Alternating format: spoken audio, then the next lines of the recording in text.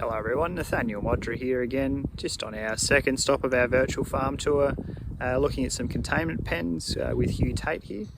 Hope you enjoy this little virtual tour. Any questions or comments, please give me a call. Thank you.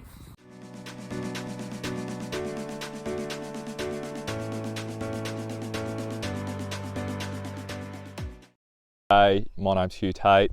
We run a first cross and composite ewe flock, about 4,000 ewes east of Narracourt at a property called Bellamour. We've been using confinement for 4 years now, and we've taken plenty of learnings. However, they are invaluable to our operation. The biggest win for the business has been pasture management and the higher stocking rate we're able to achieve by being able to get a nice feed wedge in April, May, depending when the season opens, before we lamb at the end of June. What we would change was we would put gates off the back of the pen. We would put in more pens, and we would keep older ewes out of confinement.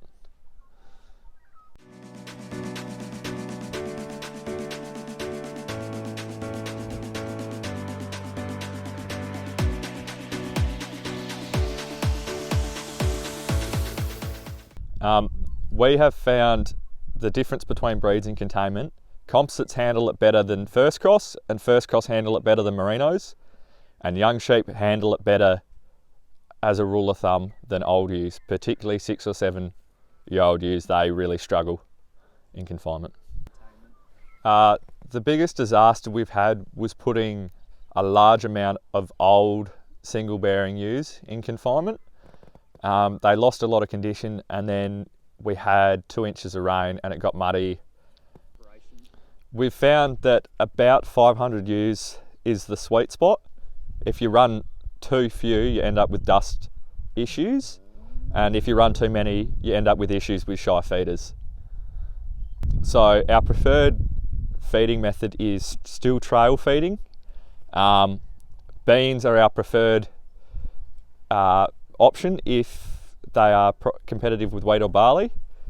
We also keep straw in the pens at all time for roughage, and we'd like to put some matting down to feed on, but that is a future consideration. So we have a laneway at the front of the pen. We have 3-way gates every second pen, and every pen has an adjoining single gate. Things we do different would be put troughs on the downhill side of the pen and rear access gates to pull off shy feeders. Thank you, Millie.